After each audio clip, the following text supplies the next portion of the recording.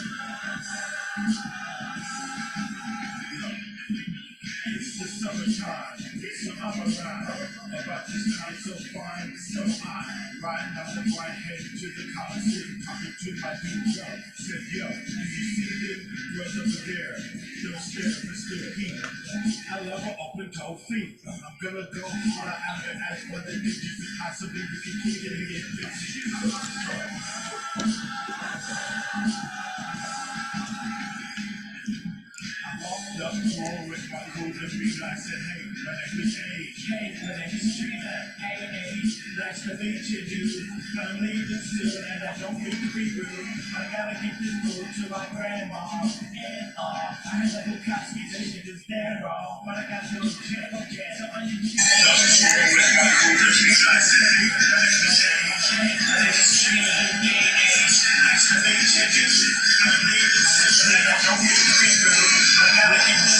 my grandma. And I had a Bukowski, they should just stand wrong. But I got to look check, okay. So I need I just leave these hoes alone and make her my first wife. But all the cut niggas gotta keep it fresh.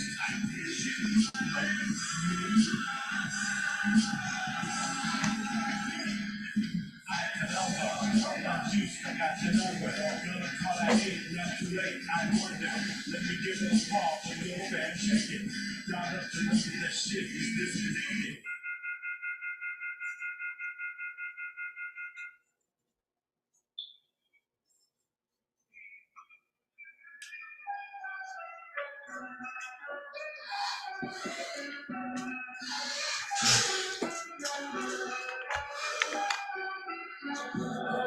Lace my shoes up, it's get it time. Cause I got that woo hop like I'm Busta Rhymes. Cats in the zone, we all ace the test. Now I graduated, now we the best. But this ain't DJ Khaled time.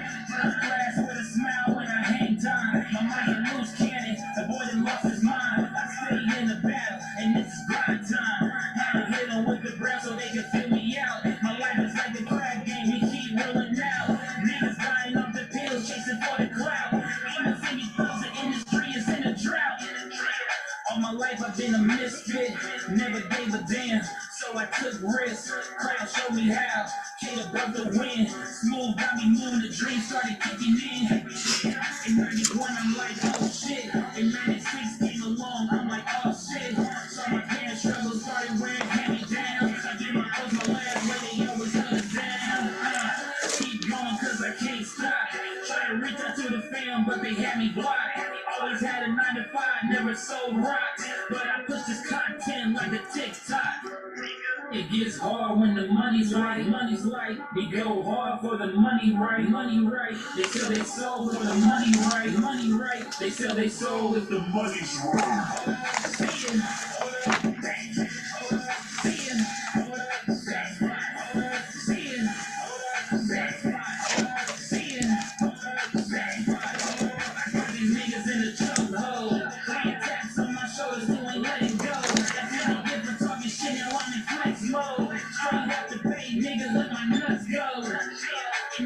my uncle never quit. Told him in the song that he feel legit. Pumps in the bunk and it's all good. Video shoots heavy all hood. Cause one day I'll be on the stage. Pushing through these vocals like I'm made. Can't stop now cause I'm underpaid. Can't stop dream chasing cause the street is paid. We get money off facts, nigga. Ain't gotta be flashy on the gram, nigga. Underrated or we them sharks, nigga. Why you talking like you think you are, nigga? It gets hard when the money's right, money's right. We go hard for the money right, money right. They sell their soul for the money right, money right. They sell their soul if the money's right. Hold up, seeing, hold up, bang, hold up, seeing, hold up, bang, hold up, seeing, hold up, bang, hold up, seeing, hold up, bang, hold up, seeing, hold up, bang, hold up, seeing, hold up, bang, hold up, seeing.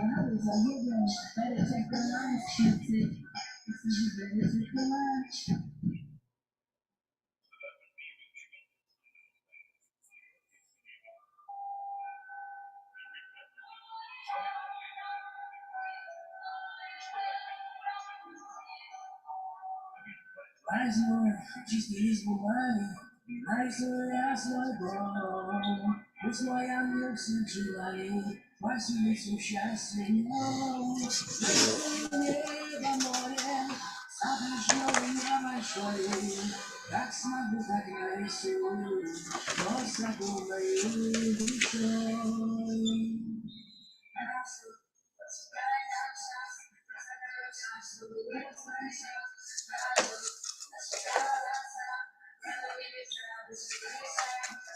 Cada noite é abaixo, para ele que cria mal na show. Sabe uma conversa política, abaixando me te depende.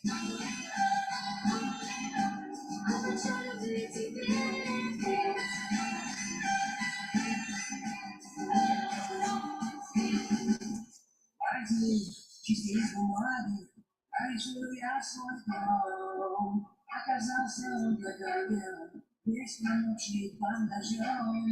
Essa luta olhos no chão, sama te vier mais chorei. Om pa Krishna, Yoshka, nossa gronda eu me chorei. Para isso pra me cria, tudo isso é mais acrimônia. Mas eu não te longe, não braques. Abaixo, veja na saia, chegou, já se abaixar, já te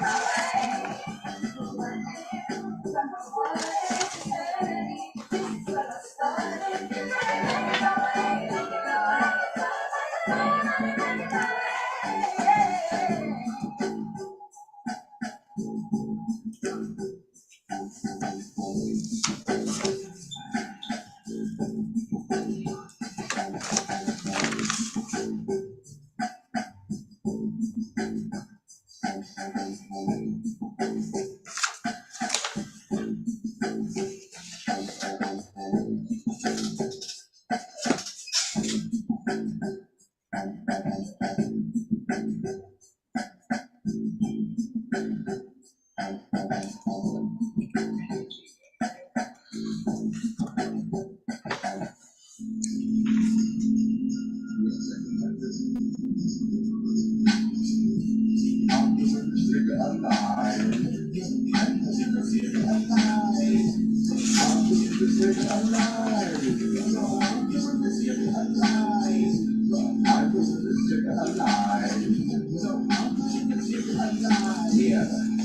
the richest nigga alive. I'm from Bonnell, California, where it's hard to survive. Some of my niggas didn't make it past age 25.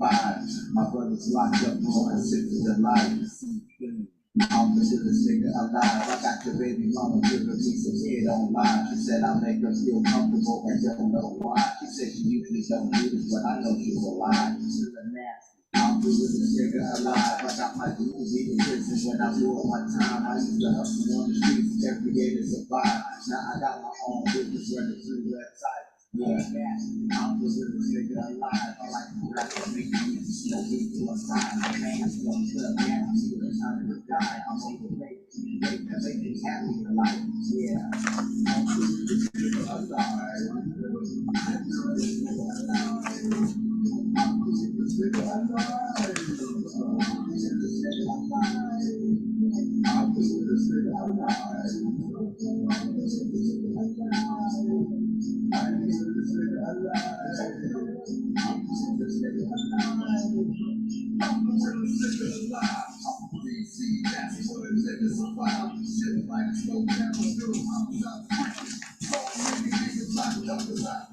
Yeah, what's up, everybody? This is your boy DJ Rowe.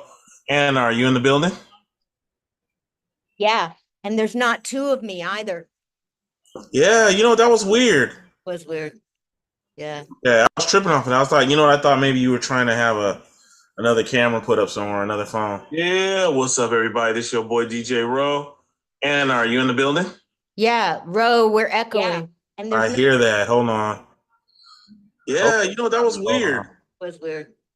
Yeah. Yeah, I was tripping off it. I was like, I thought maybe you were trying to have another camera put up somewhere, another phone. Yeah, what's up, everybody? This is your boy DJ Rowe. And are you in the building? Yeah, Roe, we're echoing. Oh, wow. Hold on. Yeah, that was weird. Was weird. Yeah. Yeah, I was tripping off it. I was like, I thought maybe you were trying to have another camera put up somewhere, another phone. Yeah, what's up, everybody? This is your boy DJ Rowe. And are you in the building? Yeah, Roe, we're echoing. Oh, wow. Hold on. Yeah, that was weird. Hey, hold on for 1 second. I'm going to go ahead and change this. Yeah, I was like, I thought maybe you were trying to have another camera put up somewhere, another phone. Yeah, what's up, everybody? This is your boy DJ Rowe. And are you in the building? Yeah, Roe, we're echoing. Oh, wow. Hold on. Yeah, that was weird. Hey, hold on for 1 second. I'm going to go ahead and change this. Yeah, I was like, I thought maybe you were trying to have another camera put up somewhere, another phone. Yeah, what's up, everybody? This is your boy DJ Rowe. And are you in the building? Yeah, Roe, we're echoing. Oh, wow. Hold on. Yeah, that was weird. Hey, hold on for 1 second. I'm going to go ahead and change this. Yeah, I was like, I thought maybe you were trying to have another camera put up somewhere, another phone. Yeah, what's up, everybody? This is your boy DJ Rowe. And are you in the building? Yeah, Roe, we're echoing. Oh, wow. Hold on. Yeah, that was weird. Hold on for 1 second. I'm going to go ahead and change this. Yeah, I thought maybe you were trying to have another camera put up somewhere, another phone. This is odd. Can you hear me? Yeah. Yeah, Roe, we're echoing. Oh, wow. Hold on. Yeah, that was weird. Hold on for 1 second. I'm going to go ahead and change this. Yeah, I thought maybe you were trying to have another camera put up. It keeps looping. This is odd. Can you hear me? Yeah. Yeah, Roe, we're echoing. Oh, wow. Hold on. Yeah, hold on for 1 second. I'm going to go ahead and change this. It keeps looping. This is odd. Can you hear me? Yeah. Yeah. That's not me saying that. This is crazy. And you don't have it echoing on your side. You sure you don't have it on your side? I don't see how. Okay, it stopped. Keeps looping. Odd. Can you hear me? Yeah. Yeah. Yeah. You sure that's not me saying like in your background? This is crazy. And you don't have it echoing on your side. You sure you don't have it on your side? I don't see how. Okay. You know how sometimes when you come on Zoom, you have the YouTube in the background?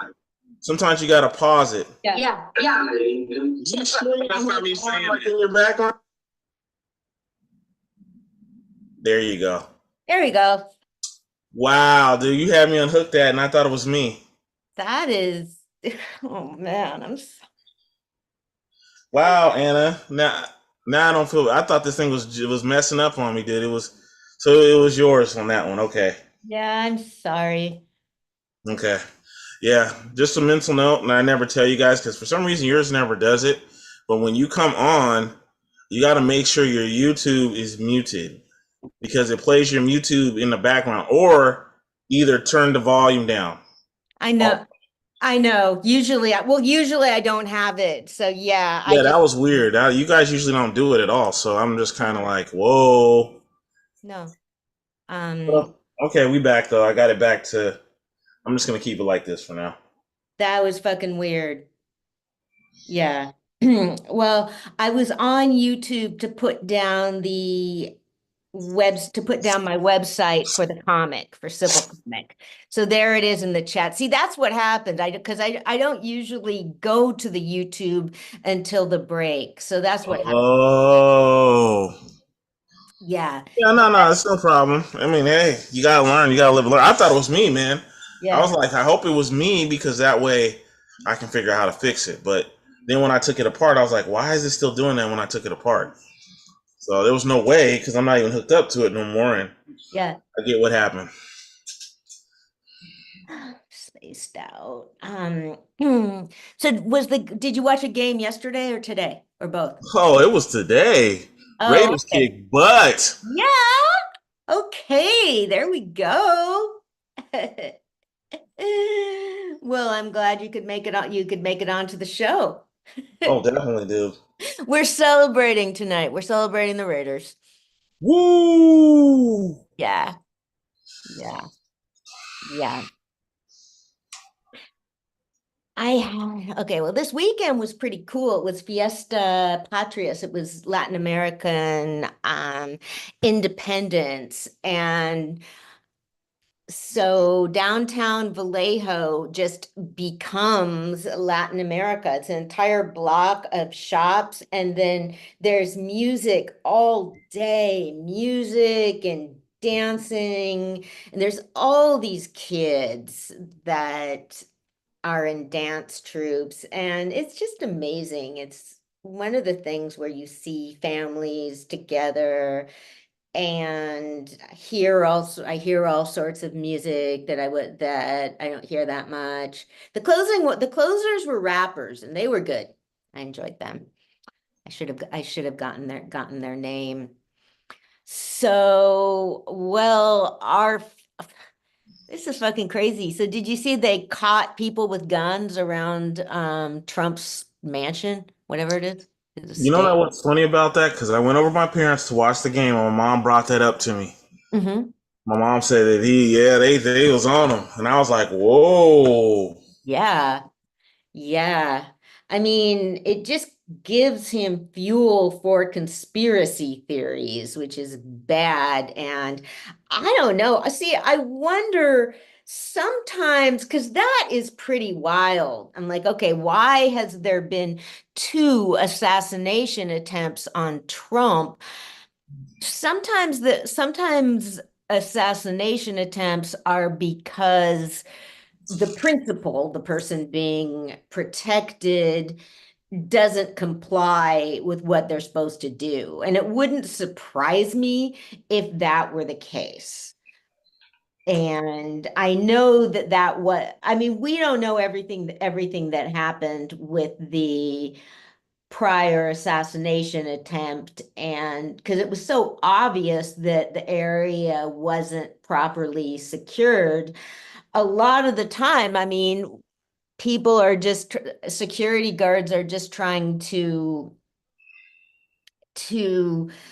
get the person so that to do what they're supposed to do so that they can protect them. And that would be a really hard job, because if you get a stupid person that doesn't want to comply with what they're supposed to do, I wonder if the Trump estate just isn't very well guarded. Well, it is because they caught him. So I don't know. My brother says that he's cautiously optimistic. So, well, what about the debate? Did you watch it yet? Yes, I did. I watched it the day it was, man. Oh, you did? Yes. Oh, okay. Yeah.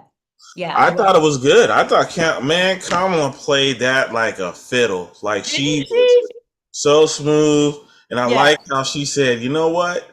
I'm not going to argue with him back when he say his crazy stuff. I'm going to let him do his crazy and sound crazy. Yeah. Like I said, he looked crazy like he did. And then she just sat there, look, oh, everybody's eating cats in such and such Florida. And I'm Yeah. like, dude, stop it, dude. I said, this looks bad. Yeah. Oh You my know? God. I mean, the memes and the posts have just been Oh, they're on him. They're dude. They're on him. I heard from ever since after that, like she's like 4 points ahead. wow, I hope It could so. be more by now, but the last time I heard it was like 4 or 5 points. Like when it was Biden, I heard he was ahead, that Trump was ahead by like a point or two. Hmm. But it's switched to now it's her ahead by 4 or 5 points. It's so hard to tell. I mean, I've never been asked about for I get these fucking texts, but I think they're usually for they I get them all the time from the Democratic Party. I mean, from candidates because that's how they do it these days. It was great that they had the split screen because you could just see him fucking losing it. And she was just really calm. And we talked about this before that she's just trying to go for those moms. She's going for the Karen vote. Well, I think she does a good job, man. I'm going to say like this. I think after watching it, I don't care if you're a Republican or not, dude. Trump looks bad. I I don't see how you can really defend his situation, stuff he's saying, and how he's doing it. I know there's going to be radical people that are just on this whole thing, but it's just, dude, I'm just glad that she took over and it wasn't still Biden. I'll just put it that way. Me too. Me too. And there's people are mad about it, saying that she wasn't elected by anybody. But basically, I think this is a abdicate. What is it called? Abdication. I think he did resign. I mean, he resigned from running. I mean, it makes sense to me. He resigned from running from office, and she was the person that had to step into his shoes. And people knew that. That's just how it was. So to me, I think it's perfectly fair.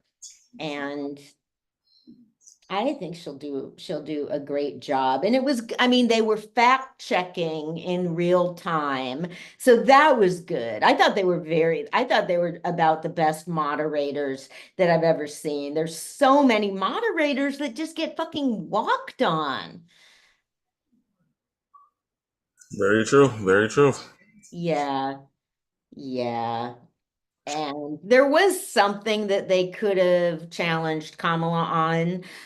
And so I agree with Trump. I forget what it was, but well, it's so fucking stupid. They take the fucking bait every time about they keep going back and saying, you said you'd ban fracking and now you said you won't. And I don't even remember what it was, but why can't they say they've changed their minds? That just Right. make okay, I changed my mind. What is the big deal about that? So that was annoying because especially I mean, she tried when she said my values are the same. I mean, especially in a way, with issues like that, because I mean, when you're talking about oil and the environment and nature, stuff changes. The economy changes it, production changes it, especially if things change, you need to be able to change your opinion too. That's what I think. But we just have this mentality of flip-flopping or whatever. You know what she did? And I knew she'd fucking do this when she came on stage and she went into his space and like stuck out her hand and introduced myself. I was like, because I do that. I always do that. I do that to men.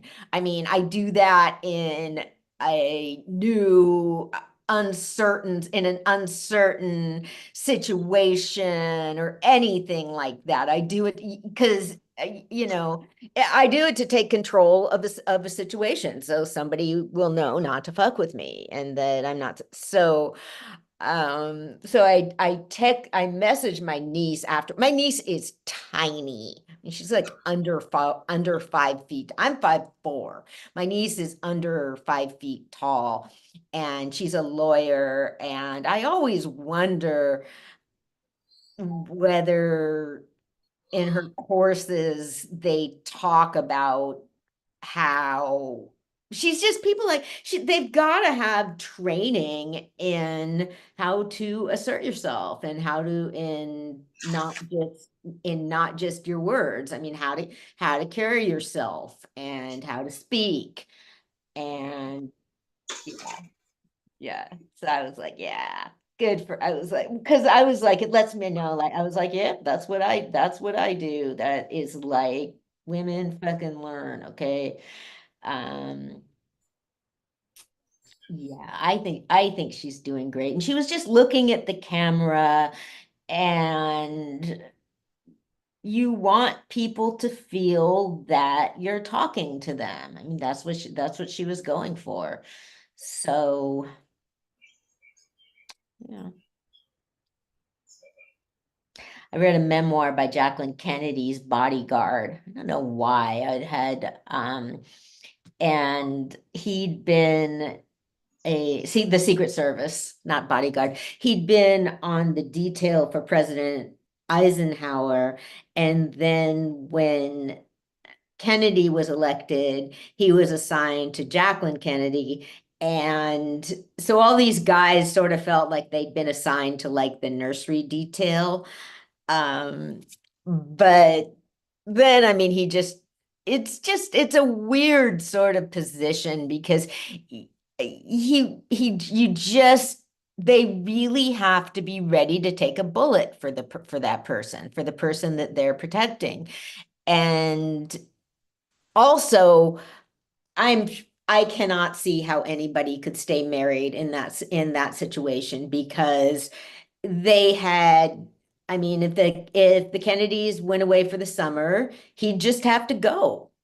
I mean, normally, like if they were at home or whatever, if they were in Washington, it was something where they'd work like 12-hour shifts. Like there were like two Secret Service assigned to the president's wife, so it would be 12 hours on, 12 hours off. Well, that's insane in the first place, but the Kennedys, I mean, the presidential family would go away for Christmas. So the guy never ever got to have Christmas with his own family. So it's probably better now, but that is just, it's not the fucking army or something. There is not an excuse to work people that way.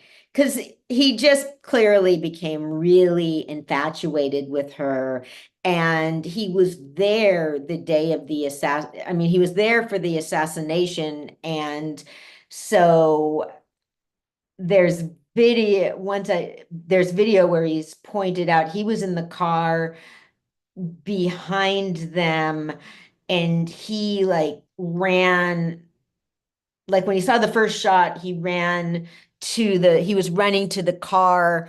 And he's the one, like, once I looked at the video after I read the book to see who he was, and he was the one, he like climbed over the back of the car and shoved, the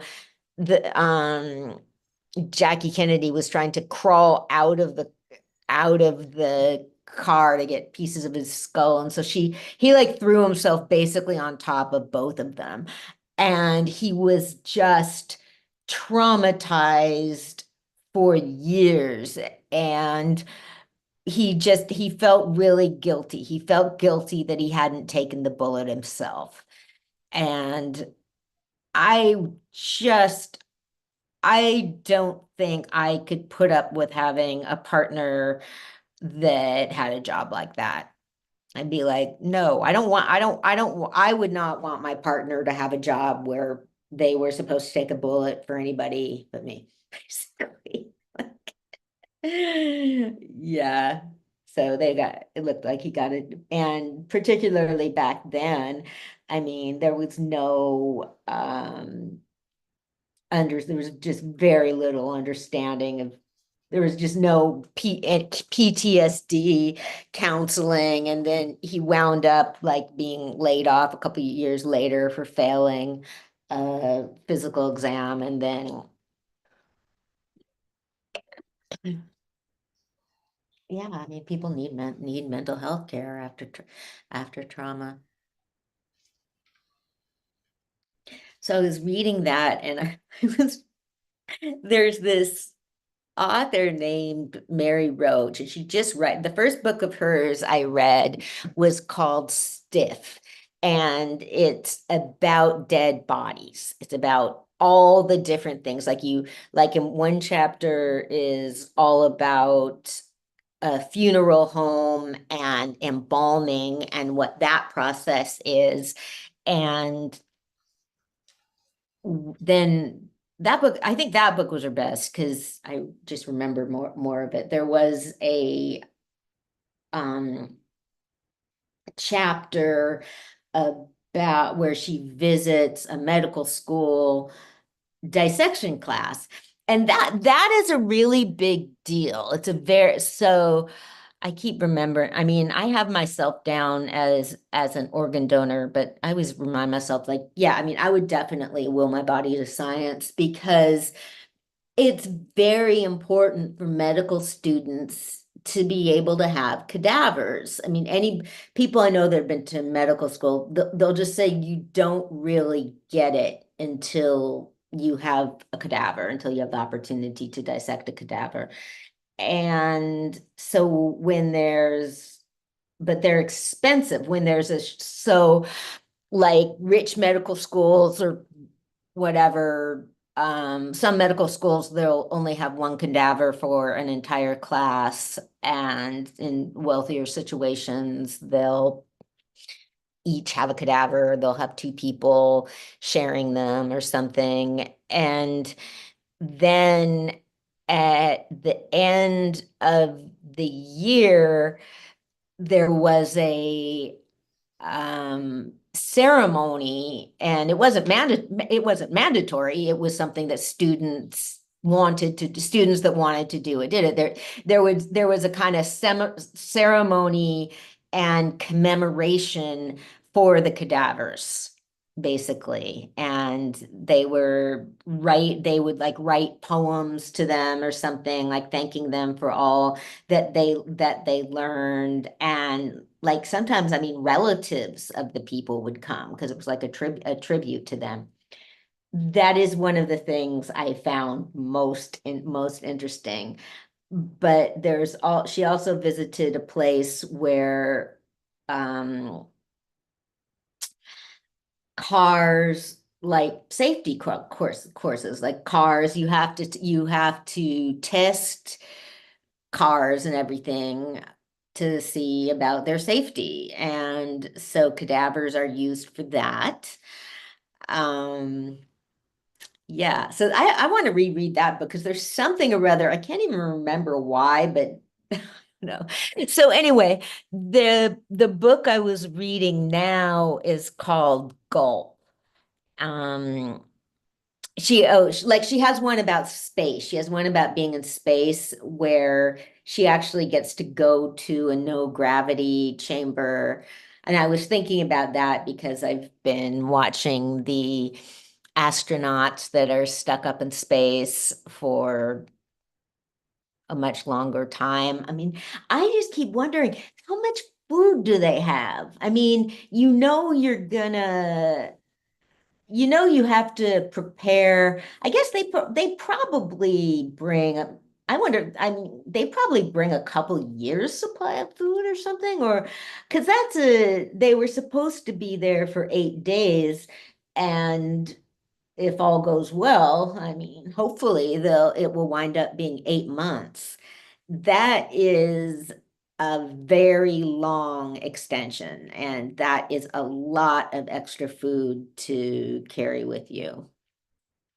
So they're talking about one of the ways to bring them back is just sending most of the space capsules seat 4 people, but they're talking about sending a crew to space with just 2 people in it so that there's room for the other people to get in. And for some reason, I just find that kind of hilarious. Like, yeah, okay, well, we only have one more seat in the car or something like that.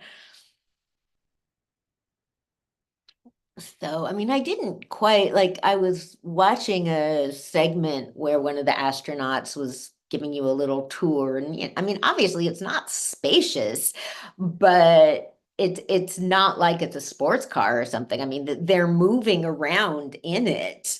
And so I'm sort of curious about that. She says they need to do 2 hours of exercise a day because I mean, when you're in a situation like that, you need to be at your peak fitness at all times.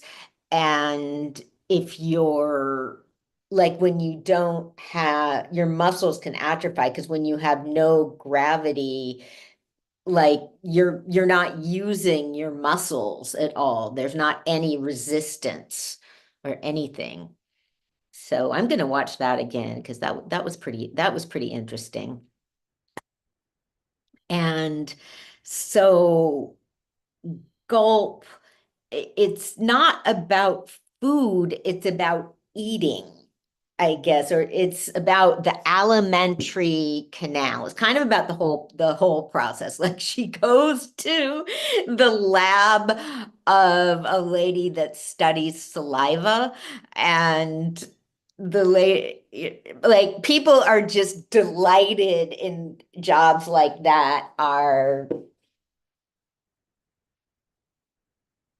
delighted when somebody wants to come visit them and interview them and talk about their field.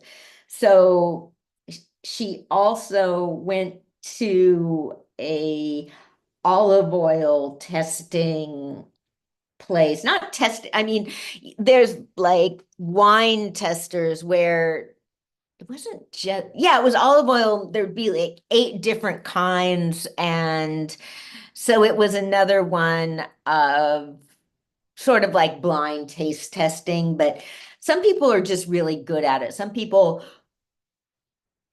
are really good at figuring out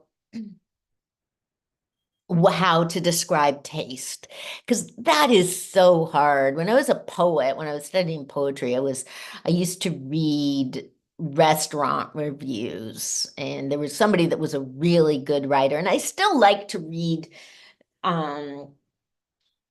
not I was really trying to get better at writing about senses. So I was just fascinated at how well this person could describe food. It's difficult, I guess. I think sound is the hardest thing to describe.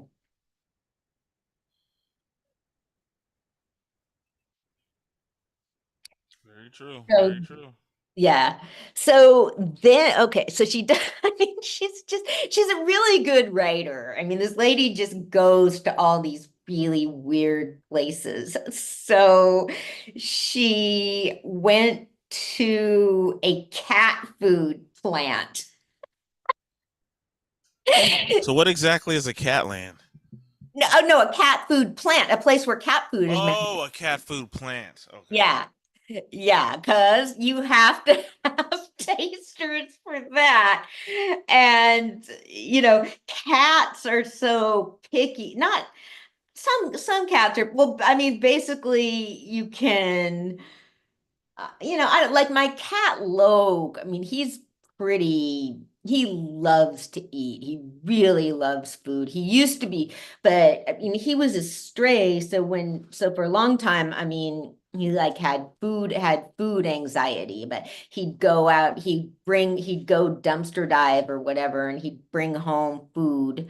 Um, and he'd do that, and then he would just inhale his food. And so over the year, and I had to have a special plate for him to like slow him down from eating. But it was so weird. One time I don't know how he did it. He just told me he didn't need that special plate anymore. And he has his food in a regular bowl now. The point is, like, you could get a cat like him. He would be a good cat for a job like that, because he loves food, but he does not love all food. I mean, there's sometimes I'll get something that he doesn't like. And one thing that is such a relief, I never want to jinx it, but these cats are really better behaved than the cats I had when I was younger. And he never tries to get my food. I mean, I had a cat that you just would have to keep him away from your food. He was, except for he loved corn so much when I made corn. I mean, he would smell it cooking and come in and like yowl, and he would like sneak up we called him corn cat. If you were eating corn on the cob, he would sneak up beside you and like chomp on it. So what I would do, so I do different things. Like I would, because even if you like totally like ate the whole thing, so I would like eat my corn, but I would leave some and put it down for him. But then sometimes he was so nuts that when I made corn on the cob, I just would cut off part of it and give it to him so that he had his own cob. I did not eat corn on the cob for years after Rhoda died. It just made me too sad. And I love corn on the cob. I had some tonight. I don't know. I mean, it was like 8 years before I could eat corn on the cob. It was just such a thing. I have all these pictures of him eating corn. So they have to have people test the cat food, and they have to describe it, because I don't know, like I purchase cat food for my cats that I get them like fish stuff, because I think fish is the healthiest. But I don't know, they have to be like, so the cat food testing staff needs to, yeah, they need to describe it, basically. So, I don't know. I wonder how much they make. Yeah, who knows? Yeah. They probably Yeah. don't make that much. You think they make a lot? No. But Probably like a video game tester. Maybe. No. I don't Video know. game tester might make more. No, I think they I mean, people want to play video games. Nobody really wants to eat cat food. I don't know. Yeah. Yeah. Well, maybe they give you deal. Well, maybe if it's maybe they give you deals like free cat food for life for your cat. Yeah. So another, I knew I knew this book would be fun to talk about. Um, another thing was about, this was in the 19th century. There was a guy that was shot or something, and it was in Canada, and the doctor who tended to him, I mean, I need to go find a picture of, like, basically he had you could see his stomach digest food, basically. After this accident, or because he just, like, they didn't stitch him up or something. I don't know how the hell the guy stayed alive. I don't know how you could keep somebody like that from getting an infection, but he lived for years. And so the doctor would just do, I mean, he was researching, like, the digestive process, like how does stuff break down, and yeah, that was just really weird. I mean, he kept the guy with him for years, and she made it sound really weird. She made it sound like it was some creepy sort of affair too, but then the stomach guy finally broke free and went back to his family, and the doctor wrote to him for years, like begging him to come back and offering him money, because I don't know. I mean, I guess if you have that scientific temperament, that's a real unique opportunity to once in a lifetime.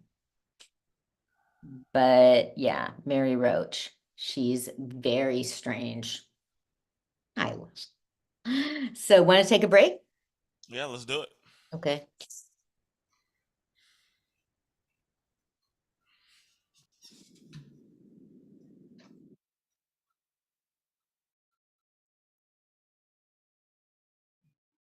Nobody from outside bringing down the property value. It's these folks shooting each other and selling that crack rock and shit. Well, how you think the crack rock gets into the country? We don't own any planes. We don't own no ships. But we are not the people who are flying and floating that shit in here. I know every time you turn on the TV, that's what you see. Black people selling the rock, pushing the rock, pushing the rock. Yeah, I know. But that wasn't a problem as long as it was here. It wasn't a problem until it was in Iowa and it showed up on Wall Street where there are hardly any black people. I come from nothing, y'all feel me, all I see is the game. So many nights, little boy, bunch of bad hunger pains. I come from nothing, y'all feel me, all I see is the growth. Between the streets and the business, guaranteed them a blow. I come from nothing, y'all feel me, all I see is the game.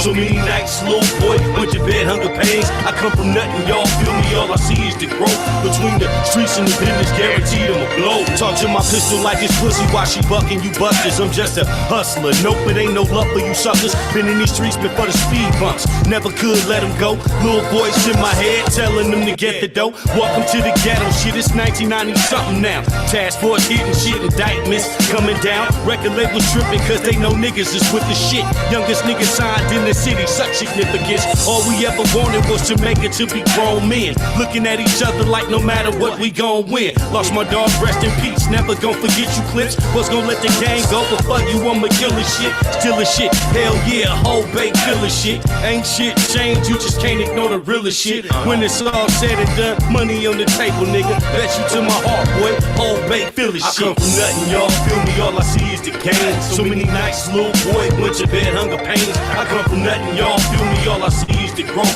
Between the streets and the business, guaranteed them a blow. I come from nothing, y'all feel me, all I see is the game. So many nights, little boy, bunch of bad hunger pains. I come from nothing, y'all feel me, all I see is the growth. Between the streets and the business, guaranteed them a blow. So here we are, current day on the pursuit for this paper. I got a mindset to get the fuck away from you haters. I came a long way from hard 501s and them dirties. And if you from the old school, my nigga, I figure you heard me. Ain't no regrets in this game, we vets in this thing. Hustling motherfuckers to the death for the change. Ain't it funny what the money make a grown ass man do? Slipped up, became a millionaire, ain't even planned to. I'm a solid nigga, focused, fuck it, finally got a chance to fly. You wanna meet Jamaica, test me, this could be your chance to die. My pistol sing a lullaby, my bullets like a night peel. Well played shot, one squeeze, that's the right kill. All I know is violence, do the job of silence. Disappear before I see the lights and hear the sirens. If he don't die right there, I gotta finish him in Highland. Hands of the trigger man, life of a tyrant. I come from nothing, y'all feel me, all I see is the game. So many nights, little boy, went to bed, hunger pains. I come from nothing, y'all feel me, all I see is the growth. Between the streets and the business, guaranteed them a blow. I come from nothing, y'all feel me, all I see is the game. So many nights, little boy, went to bed, hunger pains. I come from nothing, y'all feel me, all I see is the growth. Between the streets and the business, guaranteed them a blow. So here's a toast to the good life, bad bitches, D-boys. Middle fingers to the cops, snitches and decoys. All we wanted to be was some soldiers and get rich. Couldn't help it coming from nothing but to dream about big shit. Remember pumping gas on Bancroft just to get some change? Now we sideshow on Bancroft, see how shit done changed. Girls I used to crush on, nowadays I fuck on. Cats I went to school with, nowadays I bust on. Funny how the tables turn all in your favor. Fuck great again, let's make America all player. Everybody having something, what the fuck is homelessness? Back up off my property, officer I own this shit. Instead we on some every motherfucker for itself though. No Black Wall Street itself though. Trying to take my game corporate from private to public. Live business minded or die on some thug shit. From nothing, y'all feel me, all I see is the cane. So many nights, little boy, went to bed, hunger pains. I come from nothing, y'all feel me, all I see is the growth. Between the streets and the business, guaranteed them a blow. I come from nothing, y'all feel me, all I see is the game. So many nights, little boy, went to bed, hunger pains. I come from nothing, y'all feel me, all I see is the growth. Between the streets and the business, guaranteed them a blow.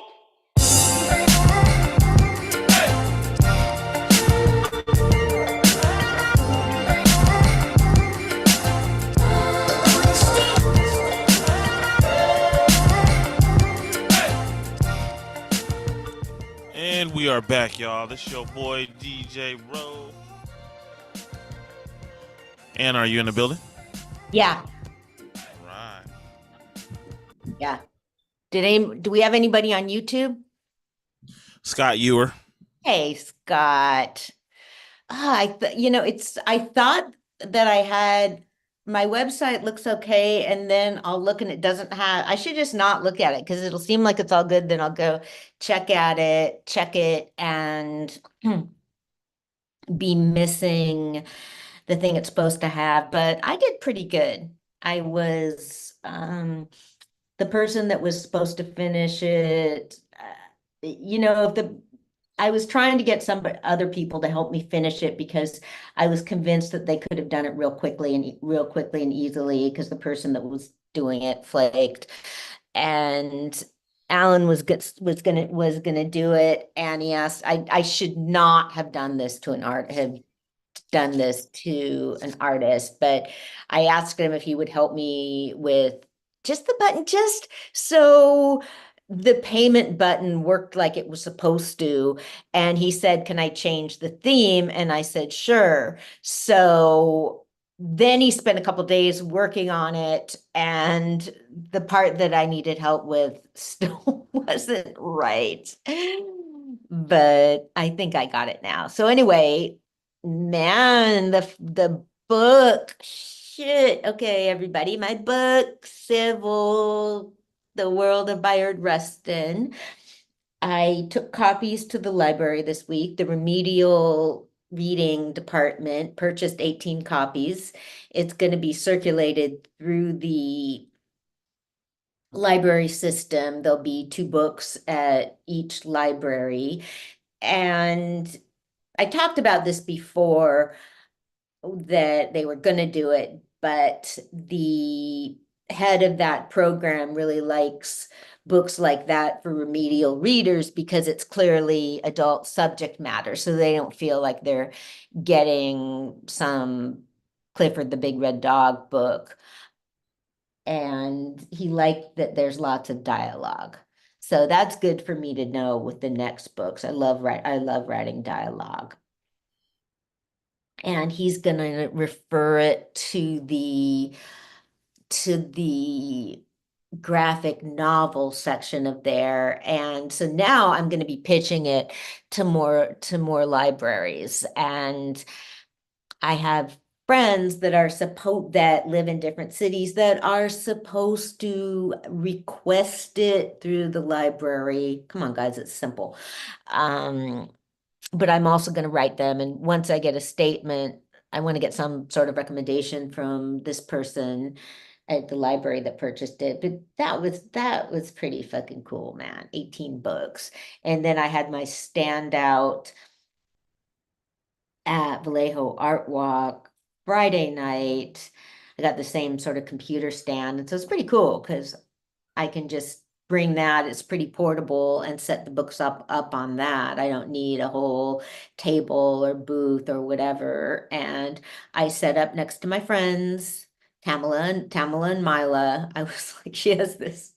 Mila's a fucking amazing artist. She's got a whole table full of designs.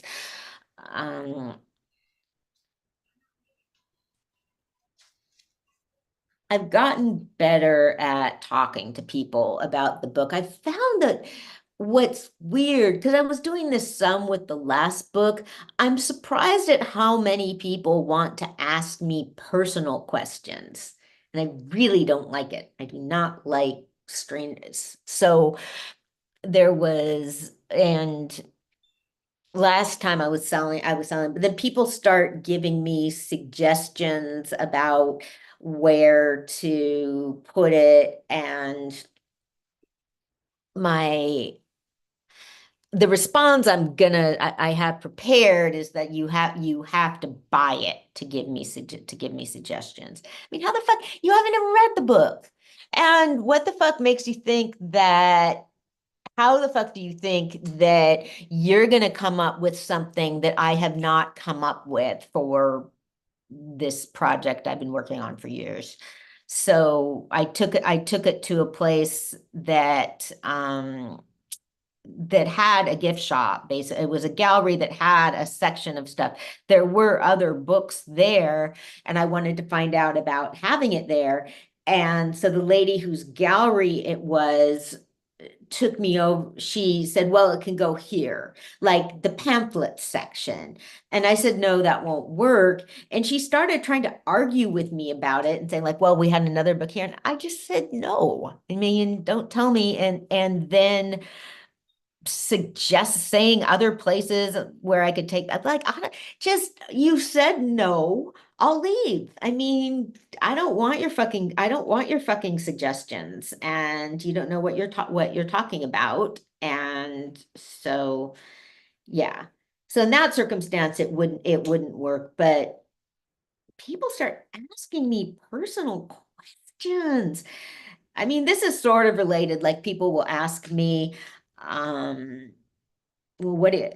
what do you like about, what interests you about Bayard Rustin? Or I mean, I ask people about their book, not why they wrote the book. I mean, that is just such a big difference. Just because I think I think a lot of people don't understand self-publishing, so they're curious about that. And this one guy, see, this was after he bought a book, so I couldn't tell him to go away. He was asking me how I found the printer and stuff.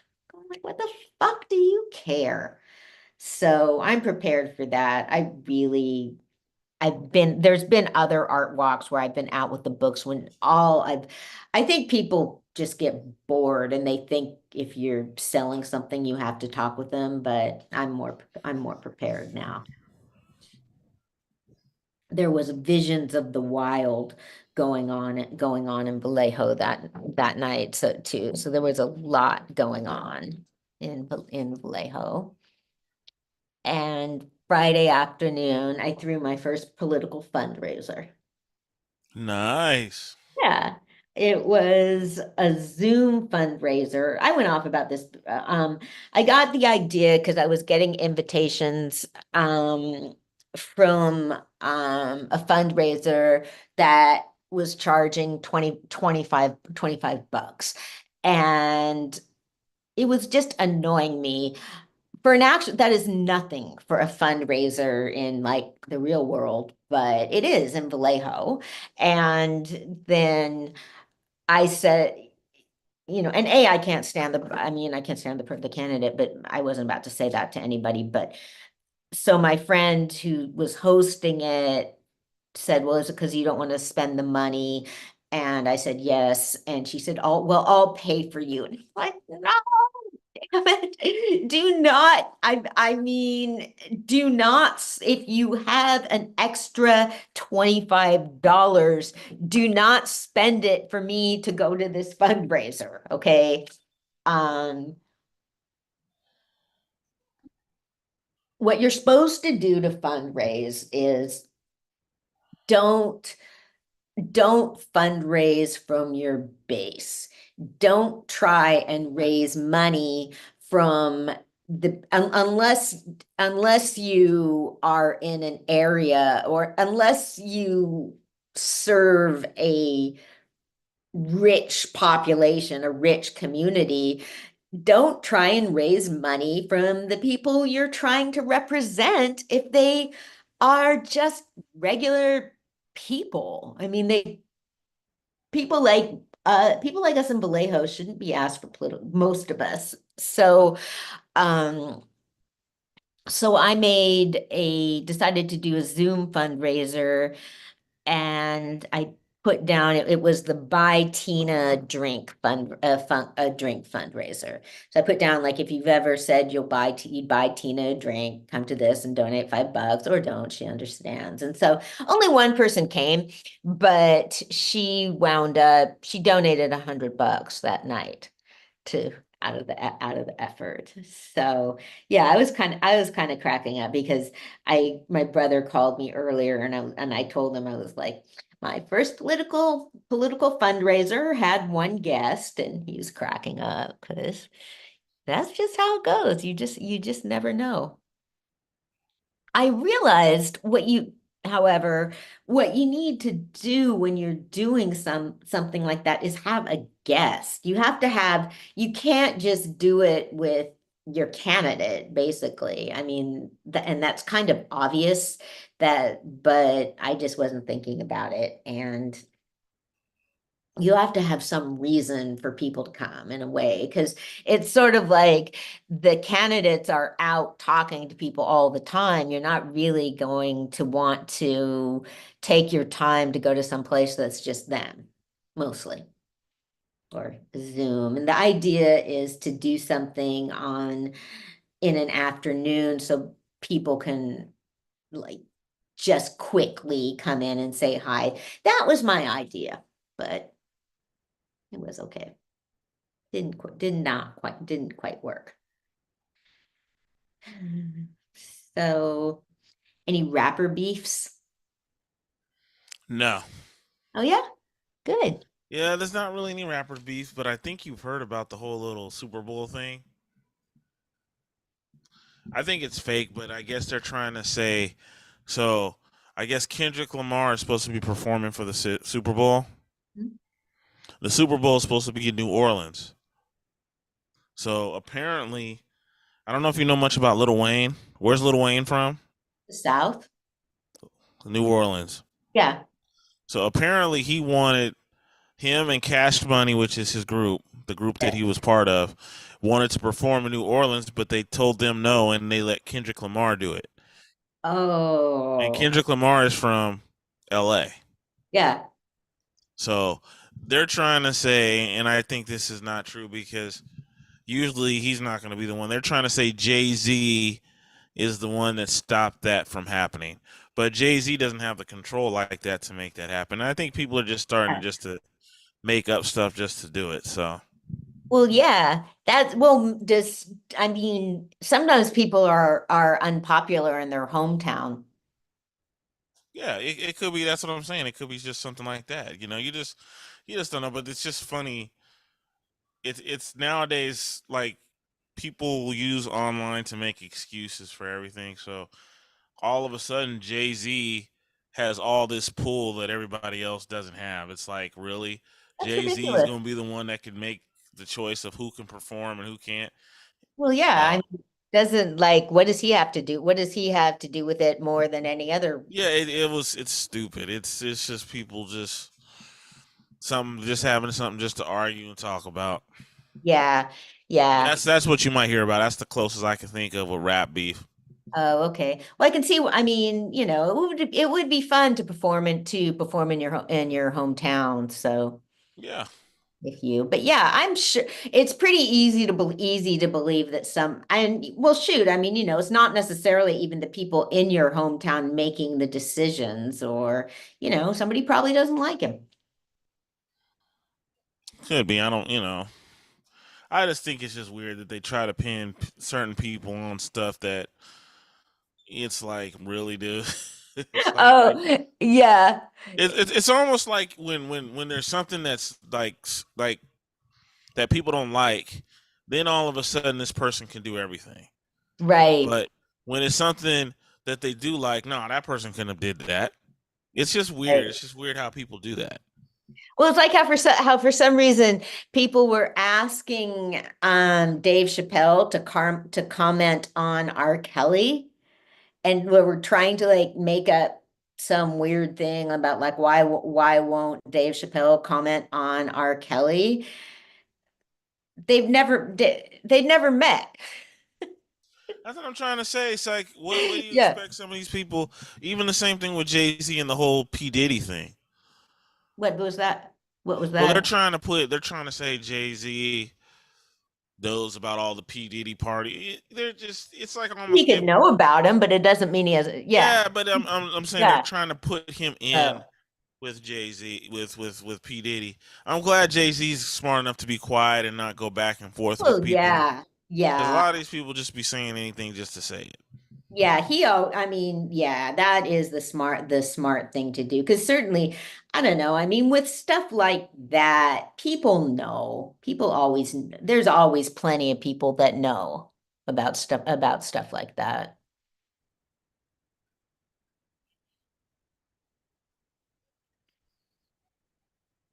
Okay. Wait, there was something else well, there was a couple other things that happened. Um, I was just South Sudan, the newest country in the world, hasn't had an election since 2011.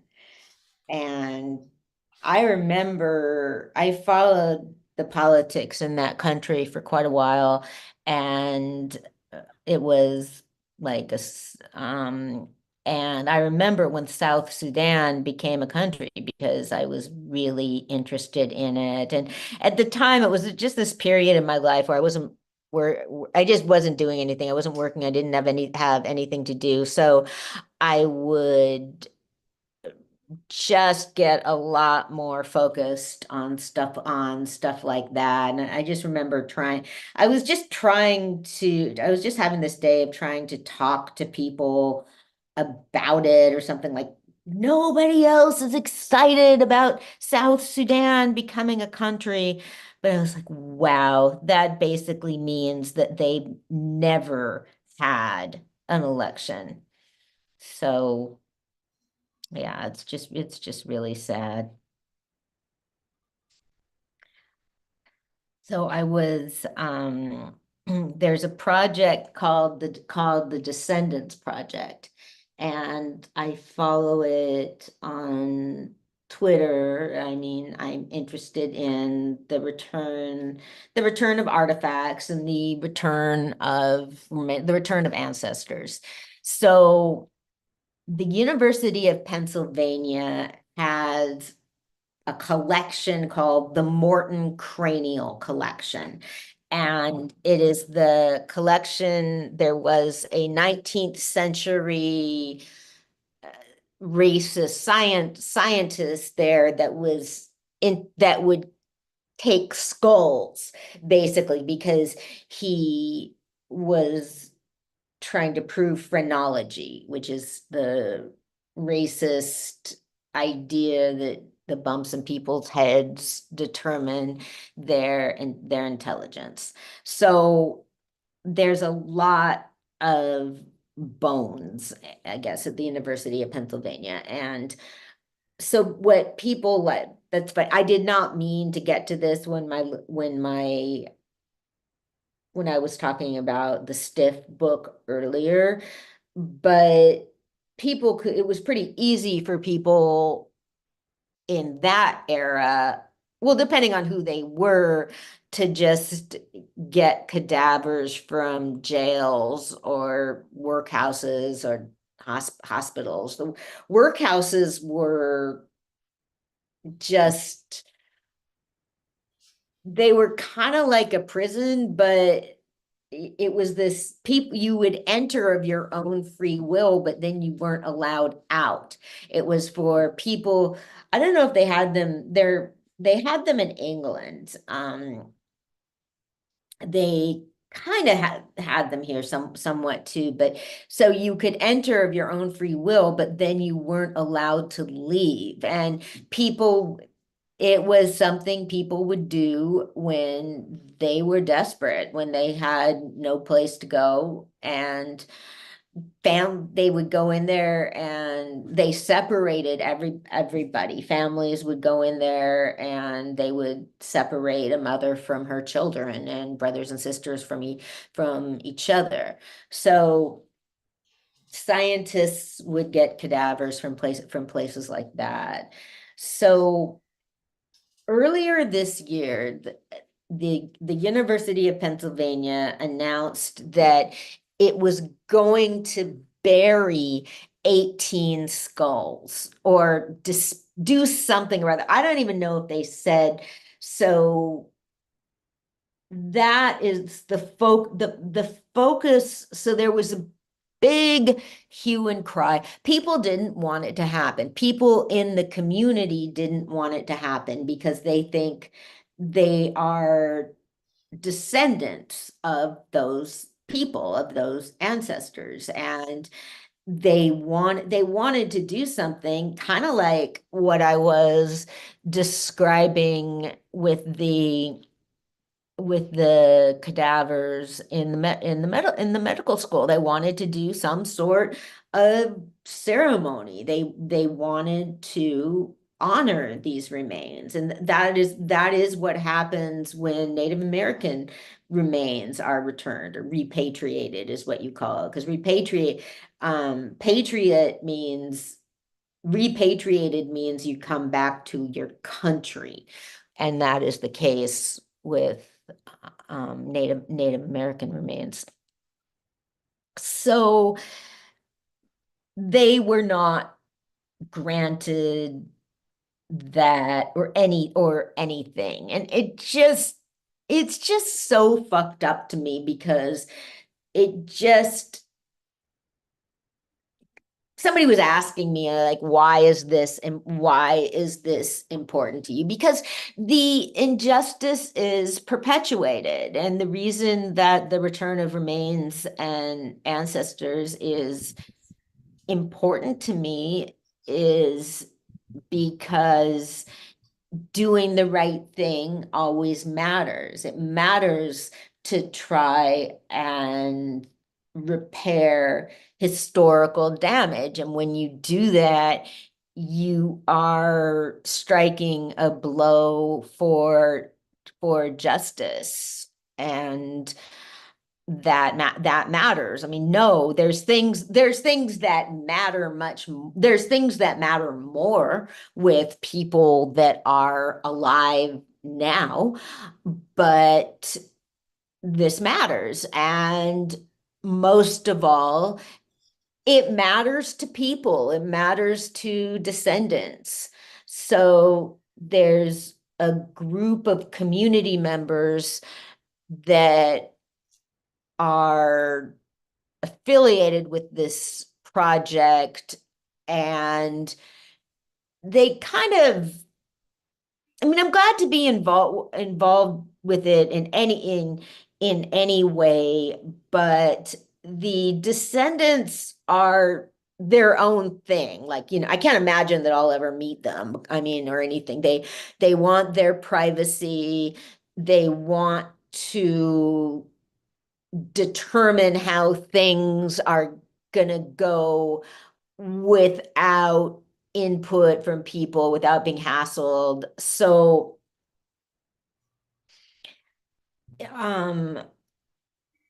there's different research going on. I mean, if I was in Pennsylvania, I would love to do archival research because there are no names for any of these 18 skulls, of these 18 people.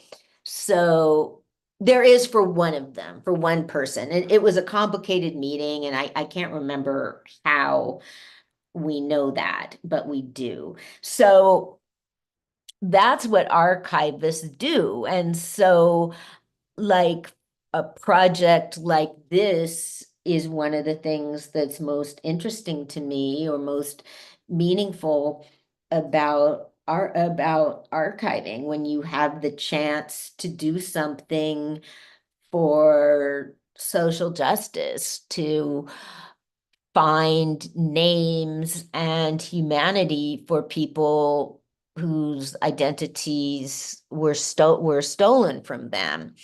So it's going through, so I mean, what people in Pennsylvania are doing is going through archives, trying to find names. I don't even know. I mean, they've made progress finding people. And so then that information is passed along to descendants. I don't, nobody knows where the remains are. It's wild. The University of Pennsylvania announced that they were going to process them or whatever. I forget what the language was, but nobody knows what actually happened. They won't say. I mean, so you just see that, okay, there's historical racism. Like, okay, these people were not given respect while they were alive, and their descendants are not being given respect. Just answer the fucking question, people. Like, what is the harm? This is, I have to go. I really need to read up more on it because I had some other stuff going on and I had that meeting and then I was kind of preoccupied. It's just power. The only reason is power, that if you can, whomever is running the show here wants to retain the power of knowing where these 150-year-old skulls are and not answering the questions of people, of citizens. They probably say, and what was interesting is the other people in the group were really cool. One of them has worked on Native American burial grounds, and basically it's hard. Like, one of the things that could happen is people are asked for proof. Well, they don't have proof. Disenfranchised people, their lives are not recorded. They don't necessarily have birth certificates and whatever. And I mean, sometimes they're not recorded at all, or sometimes if they can be displaced and their identification goes missing. So you have to accept that and work with that, and maybe you never will know for sure, for positive or whatever. But is it more? I don't think that you should wait forever you shouldn't wait for information that you're not going to be able to get. So I can't work with the archives because I'm in California. Other people are working on genealogy. So genealogy is one of those things like people ask me if I'm interested. I have no interest in personal genealogy. Like there's people that are really interested in finding their fifth cousins and stuff like that. I have no interest in that.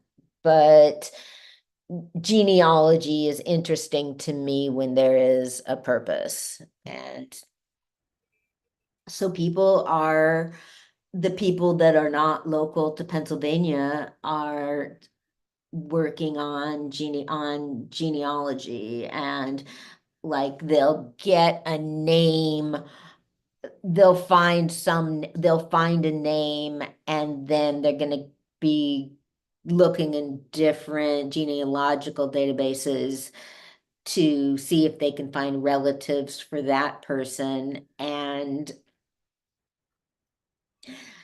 some of the information, I'm not even sure. I mean, they've made progress. There's information that has been found, because even when they find somebody they think is a descendant, they don't just call them up and ask them, because that could be really upsetting and intrusive. So basically, I'm not sure how they've dealt with those circumstances, but I mean, at some point somebody was contacting my dad who was working on genealogy, was like, I don't know, maybe fifth cousin of my family. I'd be pissed. I mean, I felt somehow he found my dad's name and the names of his kids, and there was something incorrect, or I don't know, like maybe like one of the spouses was identified as, I don't know. I mean, something like that, but I just said he better not contact me. I don't know. I mean, to me, it would just be creepy. To me, the idea that this person has some interest in me or connection because we have a similar strand of DNA is creepy, basically. So, yeah. My cat needs some catnip. Let's take another break. All right, let's take a break.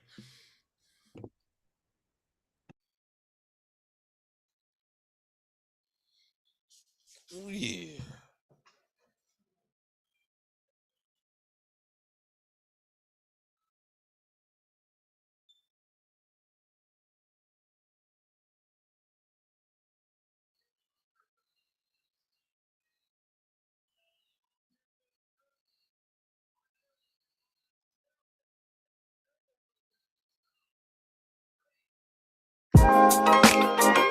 That cool, reminiscer. Things I used to do, still do. I don't miss them. Cause I'm still tapped into the same dumb shit. Can't really get out. What the fuck am I doing? What the fuck am I really talking about? Where? I remember being fresh in the face, a couple classes cut in school so I could smoke me an eighth and hit the stairway and duck out with my friends and my folks so we can go and see what's up, who gets dumb from the smoke, who gets smarter, who can rap and who can pull them and shit, who can get us a bit of beer because I needs me a sip. Let's take a trip down to the liquor store, it's time to go ship. Like had a couple freaks, they geeky but they all on the tip. For real. Yeah. And I'm loving them types, they kinda come off shy, but when it's late night, they're getting hyped. I want a side bet, I mean it's time to jet. I've done it many times before, trust me, I'm just a vet. No sweat, my man, he goes and peeps the signal. He grabs the keys to the car, he knows it's time to wiggle. You know them jingling them keys is the freedom of the road. Let's get out of here and go get smoked and get ghost, yeah. It's my life, my life, my life. I'm getting high, it's my right, alright. Yeah, if only you knew what I've been through in this life. Yeah, I'm reminiscing the day. It's my life, my life, my life. I'm getting high, it's my right, alright. Yeah, if only you knew what I've been through in this life. Yeah. I'm reminiscing today. Only 10, I'm hyped up. Strict said we finna blaze. Only 11, I'ma try me some gay. I grew up young, at 12, I was getting laid. I said this was life about. We was at the theater, my chick, she was 15. First time to get brain. Finally found a way to escape where it was okay. From my vices came my pain. To this day it's still the same. I'm reminiscing today. And it all go too fast, it isn't just a phrase. When you gambling with your life, them dice will get you to change. Don't focus on my mind and my business, I don't listen to lame. The team will never win unless the vision is same. I seen a bad little dame, I said, hey, I hollered back on time, fuck you like the industry, babe. I got the confirmation from that smile on her face. Deja vu, I'm reminiscing them days. Mr. Juice, it's my life, my life, my life. I'm getting high, it's my right, it's my right. If only you knew what I've been through in this life. I'm reminiscing today. It's my life, my life, my life. I'm getting high, it's my right, it's my right. If only you knew what I've been through in this life. I'm reminiscing today. Yeah, and we clean moving off.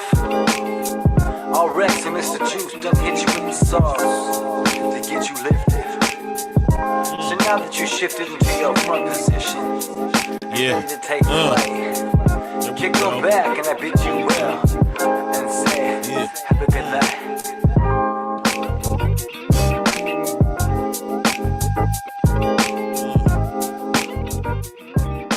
And we are back, y'all. Anna's Global History Night. Anna, are you in the building?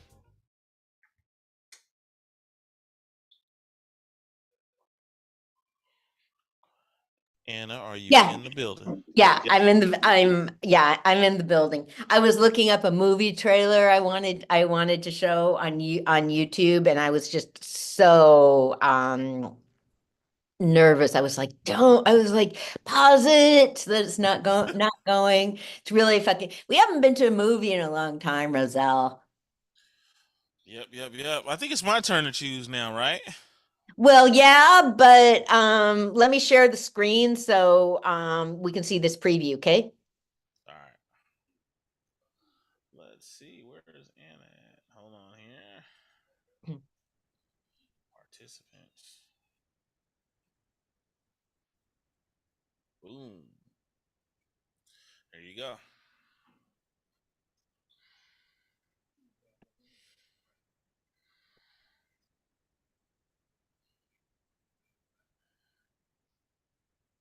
Oh.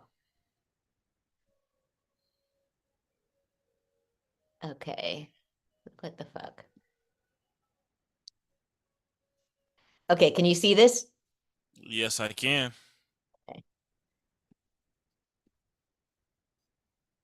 Let's be clear what's happening in this country. It's Nazism.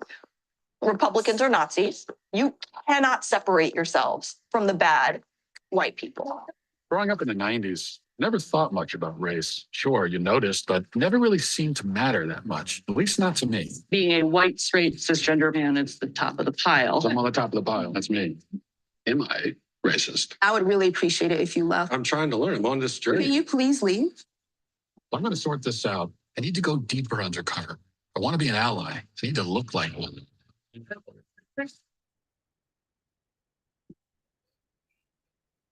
What is racism? Martin Luther King said not to judge people by the. He said a lot of stuff.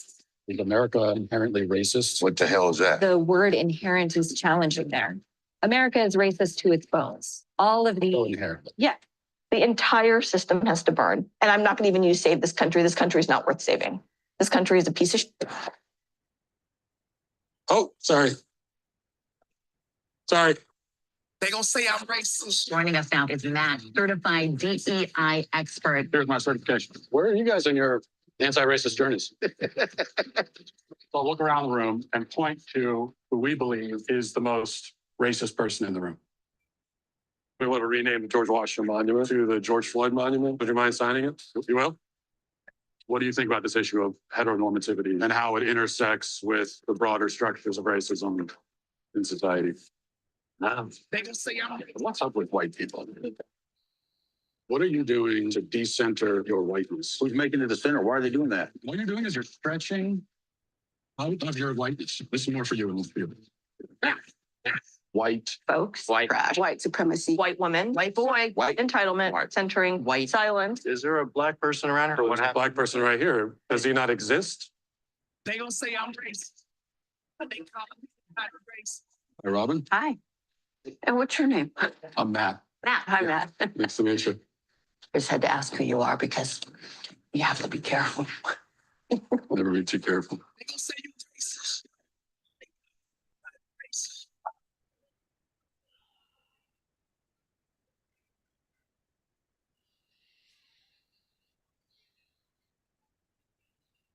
I think I want to see that. I want to check that out. The Yeah. second question that these Yeah, senators are this going is to the be thing. asking is, why should we invest in the National Park Service? April. Well, it is simple, Leslie. In today's Yeah, I know. I knew you'd want to see it. What's particularly funny is the lady he was speaking with at the end with the sort of like brown silvery hair is Robin DiAngelo, and she's very famous and successful. She wrote a book called White Fragility, and she's made a ton of money teaching white people about racism. I think that's so people, I think in a way that she's not I don't think it's a case of somebody ripping of a white person, like ripping off somebody else's work. Like there is in research, in art, in just about anything. I mean, it's in a whole lot of fields. I mean, obviously, I mean, a white person will say something that BIPOC people have been saying, but white people need to talk to other white people about racism. And that is, I think it's important. And so I think she does a good job of that. So yeah, she is I don't know what people really, you know how it is. So she's made a ton, she was paid, but again, I mean, basically this is like the Borat. I mean, he somehow, I don't know how people fall for this, or, but there's obviously some pretty smart people there. Like, God, don't you look these people up on social media? Like a stranger comes and wants to interview you, and because I mean his name is Matt Walsh. He's a well-known conservative. I didn't know who he was, but then once I looked him up, I kind of vaguely remembered hearing who he was.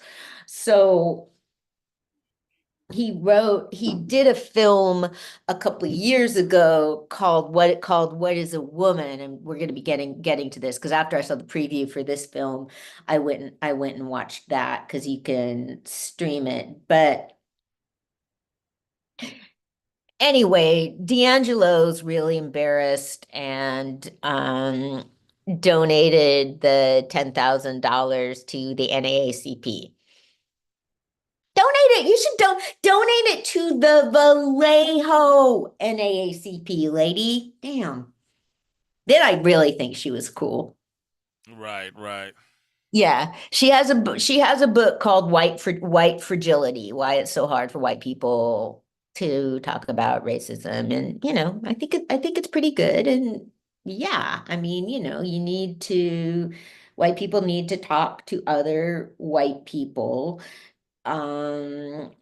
Because just it's a whole, I mean, it's a different way of understanding and expression, and yeah, so I guess she's made a pretty fucking good living, but it's not like she ripped off somebody else's work because she's in this certain niche, basically. So his other film was called What is a Woman? And this is an issue that I'm getting more outspoken about, is the erasing and violation of women's space by people claiming to be women. And everybody out there, Roe, I always knew this, but y'all, I actually called Roe to like check some stuff out for me. I was so fucking nervous about, because I'm just, the fucking gender ideologues are hateful. They have just nonstop. They get women fired. They do death threats, attacks. And so I've been real hesitant about speaking out. And like, basically, I mean, I've spoken out more here. It is, this idea that transgender women are demanding that they be included in women's spaces. They have this thing of trans women are women. Like, no, you're fucking not. You're a trans woman. And so they are so, I mean, and I've talked about it before here, like, what the fuck is, are people going to start, people will go off on me. There's people that are going to be, I'm kind of waiting for the shoe to drop, but, just, I mean, I'm just posting things. I've been like, I posted something I have friends and acquaintances, and I posted something for friends and not in that would not be visible to acquaintances. And I had a friend of mine had someone I like a lot had posted some meme that used the word TERF, which, and I talked about this 2 weeks ago. I'm not gonna, it is hate speech. I'm real disappointed. I mean, I'm disappointed in this particular friend. I think you should know, but people don't fuck, even people don't fuck. So I posted, so like, I am gonna keep making the fucking point. I'm doing it the way you do epithets. I'm like writing it as T with an underscore, same way you do like the N word. It's hate speech. And so yeah, of course. So then people were fucking, I posted, all I posted was, is hate speech. And I was just getting, and it was, so far as I could tell, it was all men responding, and somebody responded saying, well, no, saying, no, it isn't. And I said, you've made radical, there should not be, how could it not be hateful to include radical feminist as a slur? And radical feminist was more of a concept in the 70s and 80s, just real in brief. And it kind of does, it refers, I think it refers to certain communities. In the 70s, there were, I mean, there's just been stages of feminism, and with different, I mean, just the multitude of cultural aspects and racial aspects. But it's bullshit. There's nothing insulting. I mean, there's nothing they've used. So basically what these idiots were trying to do is, somebody was saying, well, but it's not, they just were trying to deny. And so somebody was like, well, but you're not they thought that I was looking and for some assurance or something. And so I put down something like, you don't even know whether I'm, why its name call, like why this word is only used to refer to women. And so then my friend, who's a really cool guy, posted something saying like, he posted publicly, like just saying like, Anna, I just want you to know that I love you and respect you. And, I can see he was just trying to chill it all down. Cause I just, I posted some of the stats I have. I posted the number of women statements coming out from incarcerated women who've been raped by men that claim they're women. And, so I just was nervous about that. Some other person who I think is a prick anyway, wrote something really passive aggressive and like something like some people making fools of themselves. So I just wrote down saying something like, well, it isn't talking intersectional, whatever. And I just wrote down, I was like, you don't get to say what a feminist is, and you're circling around calling me a name. Just do it. Commit. But then I made a Twitter account, which can be where I can be a lot more vocal, but I was just posting stuff on my own fucking page. There was apparently there was young women are scared of young gay women. I mean, it's particularly directed against, it affects my community. It affects gay women because we're supposed to be okay with biological. There are dating sites where gay women are not allowed to put down that they want a woman. There you get like bounced off or something if you don't want a trans woman. Like, I'm gay, I want a woman, I don't want a trans woman. And so it's fucking hateful. There was a march I was looking at today, and that was taking place in England. And there's like a lawsuit or they're just fucking with them. They're like doing some like they lost funding because they don't want to admit transgender women. And somebody posted on Facebook, on Twitter saying, and again, it's Twitter, but I'm sure this was a real person saying that she's scared. She's scared. She's young. She's scared that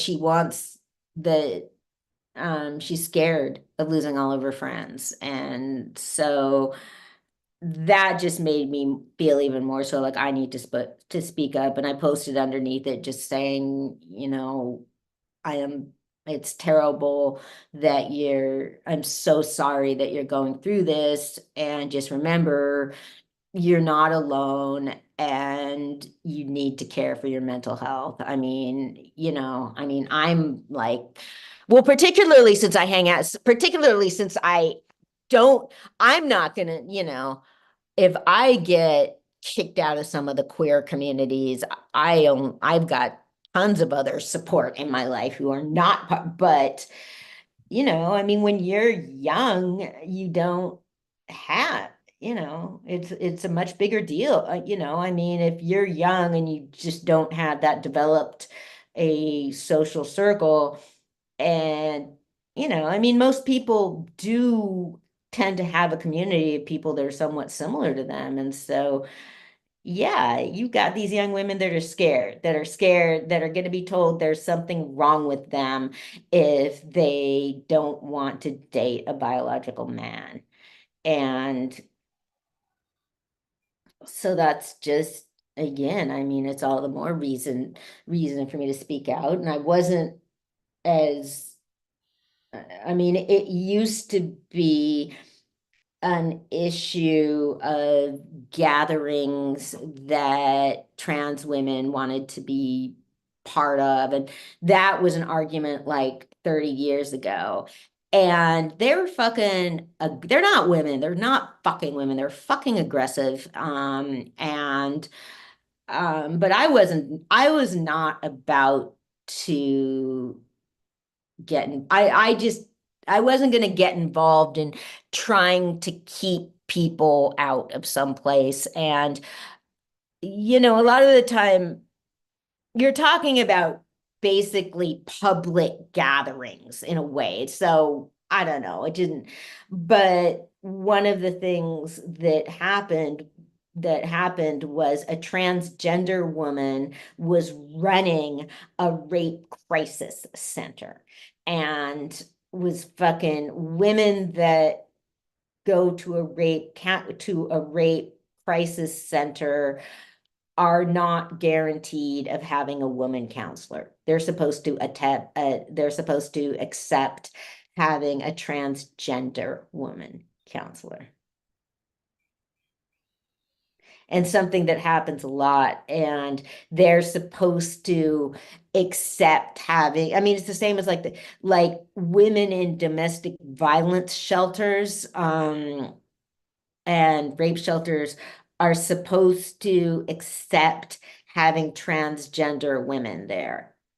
Like, Yeah, that's messed up. it is messed up. Okay, you got like, I don't fucking care how you're dressed. You have a fucking you're a man. And so it just goes. Yeah, I mean, I watched the news. Oh, here we go. So I've been waiting for this to come to California because I've like communicated with people, because like I was asking a friend of mine with a kid in Vallejo School District, like, has this come up? And she doesn't know of it. But then there was an article in the local paper, because it was some, like, you know, they have like centralized sources or whatever. Because what people say, this is rewriting Title IX, and Title IX denied discrimination on the basis of sex. That's what's supposed to make women's sports, you know. So it was rewritten to say sex and gender and identity. Basically, these people are saying that sex and gender are the same thing. Like, basically, it doesn't matter that there's more, that they're saying there's more than one kind of women or whatever. So that's why that film is called What is a Woman? There are people who will not answer. It's like, there's people that will say, it's like a test. Some of us a woman is an adult human female. There's people that will not answer that, because they're going to say, well, it blah, blah. And so what people are claiming is that this rewrite is to keep transgender kids safe.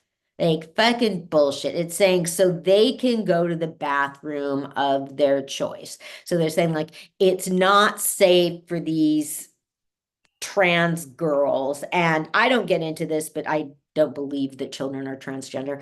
I don't think any kid is transgender. That you need to be, yeah. But I'm not about to get into that with anybody. But, like, okay, the idea is a kid that's a male to female, like basically a boy in a dress isn't going to feel safe going into the boys' bathroom, so he should be able to go into the girls' bathroom.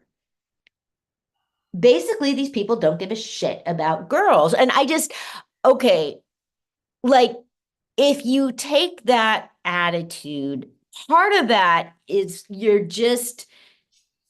I mean, one of the things I don't like about that attitude is it makes that the point instead of going back to like, oh, well, kids aren't supposed to be beating up on each other in the first place. You need to try and stop people. You need to try and stop people getting beat up wherever they are. But basically, so like, okay, the boy in the dress, if he's being bullied, he needs to tell an adult. There needs to be in shop something or other. He needs to get help because she shouldn't be being bullied. Don't make girls uncomfortable they're basically saying that girls should be uncomfortable so that a boy doesn't get beat up, claiming that. Basically, they could be fucking anybody. There's a boy that's claiming that, oh, I want to play lacrosse, rugby I just want to play rugby with, and, his mom is saying they're saying they're being discriminated against by not being able to play on the girls' team. Yeah, okay,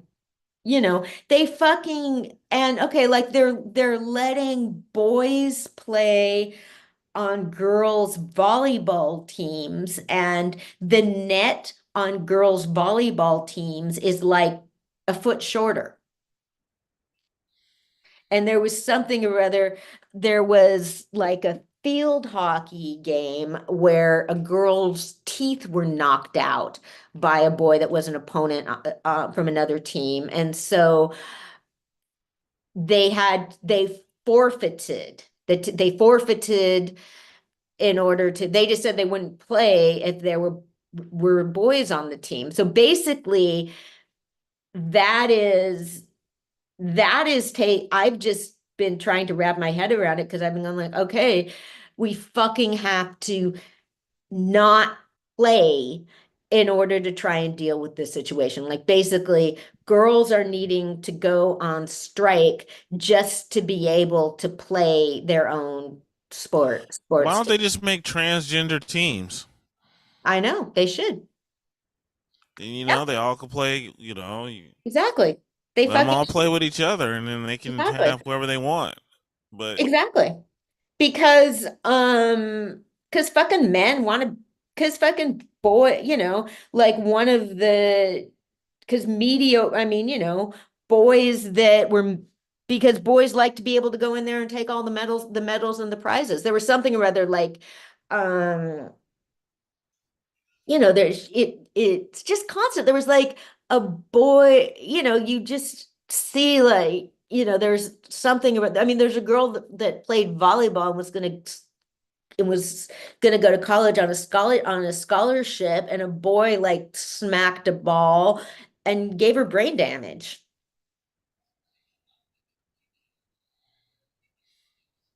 And see, that is, I find stuff like that extremely troubling because I don't want a boy to get brain damage anyway. But there's just so much stuff like that happening. And, like, what the fuck? Why does it like, oh yeah, of course you want to go play volleyball with a net that's a foot shorter. So, well, anyway, with the whole sports thing. So I wrote a letter to the editor, to the Times Herald, to the local paper about it. So I'm like, that's fucking, so I'm just, how shit goes nuts. And I don't know if this will. I don't want to seem like I'm all full of myself, like, oh, everybody's gonna like go nuts if Anna does this, but it's just, it can. And what I'm trying to do is what you want to try and do with language is, well, with language, you want to set the terms of the discussion.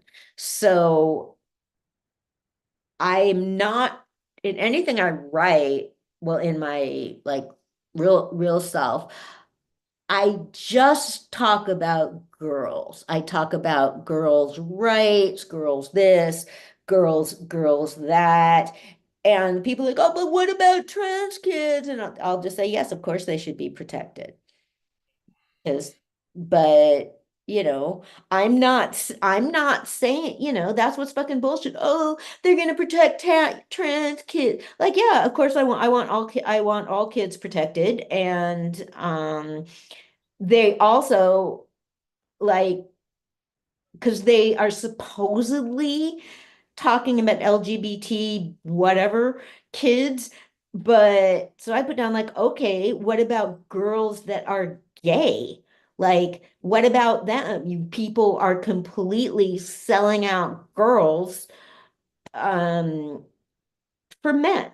I mean, and it is men making a lot of these decisions, and they are doing it. No, women are not gonna try and play on a men's team. I mean, like, be fucking insane. So yeah, so and then because I did that podcast, which hasn't I wasn't sure if it was like gonna come out. So I didn't, because I was writing it, because I didn't because I wrote it to see if it was edited yet. And I wrote him saying like, hey, if you can't use it, then I certainly don't take it personally. I mean, you might not. And he's like, no, he definitely wants to use it. He just hasn't had time to edit it yet.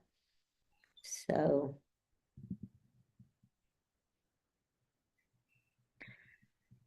but again, I mean, I've got plenty of friends that think this is full of shit. It's not like I'm, um, it's not like I'm facing the same sort of shit as other people do. So, yeah.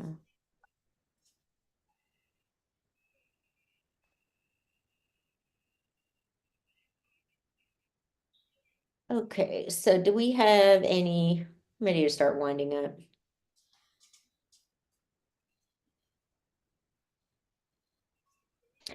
So that movie looks good, huh? Yeah, I guess we'll go check it out. We got to do it. It's a must do. Yeah, it looks funny. Yeah. Oh, okay. This is fucking cool. I got HBO so that I could watch the Sopranos documentary. It's a 2-episode documentary about the Sopranos, and it starts off with David Chase, the creator. It has him sitting in the set that was Melfi's office being asked questions. And it's really fucking cool because there's lots of because there's just archival footage. And so it's showing footage of the screen tests of the people that were cast and also the people that weren't cast. Because, it's funny because you see other people trying to do Tony Soprano, and it's like, no.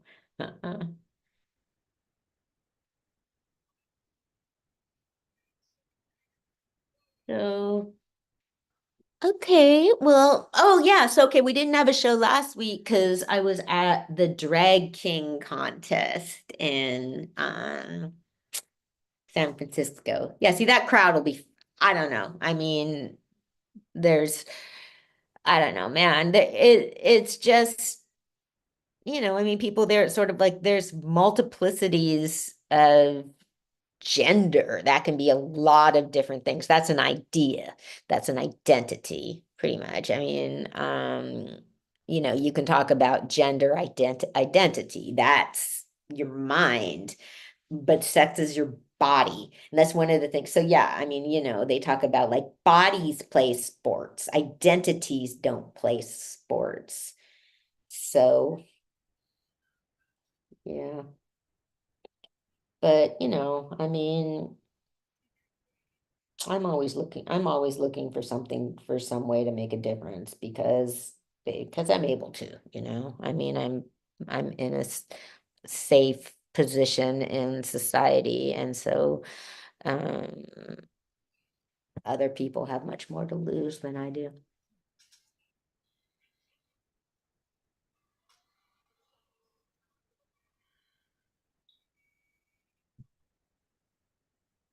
Got any final words? Nothing from me really. Go Raiders. Oh, it's always go Raiders. Always. Always. Always.